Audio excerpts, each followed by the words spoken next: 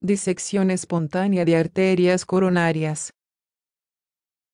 Lo más desconcertante de la disección espontánea de arterias coronarias es que se presenta en personas, generalmente mujeres, que aparentemente gozan de perfecta salud. Si no se trata, conduce a la muerte. La disección espontánea de arterias coronarias es una condición de urgencia que tiene una incidencia poco frecuente.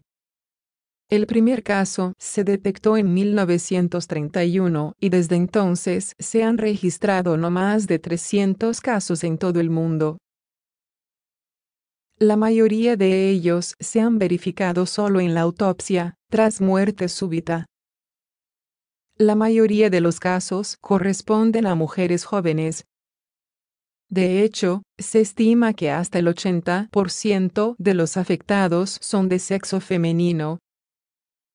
Asimismo, destaca el hecho de que la disección espontánea de arterias coronarias típicamente tiene lugar en mujeres en estado de embarazo, aunque este dato está en discusión. La edad promedio de quienes presentan disección espontánea de arterias coronarias se ubica entre los 40 y los 60 años, aunque puede presentarse a cualquier edad.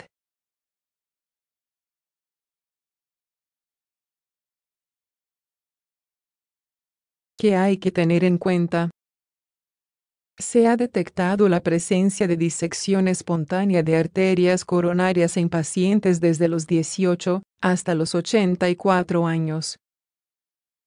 Algunos estudios señalan que esta condición corresponde a entre un 1% y un 4% del total de síndromes coronarios agudos. En el caso de las mujeres menores de 50 años corresponde a un 35% de los mismos. Hasta hace un tiempo se pensaba que uno de los factores de riesgo determinantes era el estado de embarazo. Sin embargo, en los últimos años se ha incrementado la detección de casos en mujeres no embarazadas. La presentación clínica más frecuente de la disección espontánea de arterias coronarias es el síndrome coronario agudo. El vaso más frecuentemente afectado es la arteria descendente. En el 20% de los casos se produce disección múltiple de vasos. ¿Qué es la disección espontánea de arterias coronarias? La disección espontánea de arterias coronarias tiene lugar cuando se produce un desgarro en alguno de los vasos sanguíneos del corazón. Esto limita o bloquea el flujo de sangre hacia el corazón, dando origen a anomalías en el ritmo cardíaco, ataque cardíaco o muerte súbita. Se trata de una condición que exige atención médica de urgencia. Si no se diagnostica y se trata de inmediato, indefectiblemente conduce a la muerte. Hasta el 70% de los casos son detectados durante la autopsia. Aunque aún no se dispone de suficiente información al respecto, se han establecido una serie de factores de riesgo. Son los siguientes: hipertensión, sexo femenino, alto nivel de estrés, consumo de cocaína o drogas similares, exceso de ejercicio físico, en especial cuando implica actividades aeróbicas extremas, embarazo y parto. Es más frecuente en el primer tercio del embarazo o tras el parto. Afecciones de vasos sanguíneos que no han sido diagnosticadas. En particular, la displasia fibromuscular. Factores hereditarios. Especialmente síndrome de Ehlers-Danlos de tipo vascular y el síndrome de Marfan. Causas y síntomas. Todavía no existe una explicación clara acerca del por qué se produce la disección espontánea de arterias coronarias.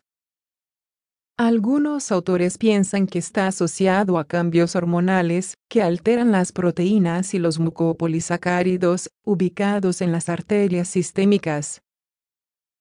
Esto degeneraría las fibras del colágeno. Otros autores, por su parte, señalan que la patología obedece a un proceso inflamatorio que da lugar a infiltrados eosinofílicos en la pared arterial. Sin embargo, otros piensan que primero hay un daño mecánico en la pared arterial y luego sobreviene el proceso inflamatorio. Se sabe que hay factores que favorecen la disección espontánea de arterias coronarias, como los traumatismos torácicos, la enfermedad arteriosclerótica, el uso de anticonceptivos orales y enfermedades asociadas como poliarteritis nodosa y lupus, entre otros.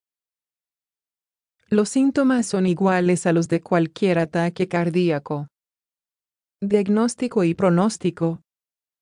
El diagnóstico es clínico y se apoya en la práctica de pruebas similares a las que se ordenan para evaluar cualquier ataque cardíaco.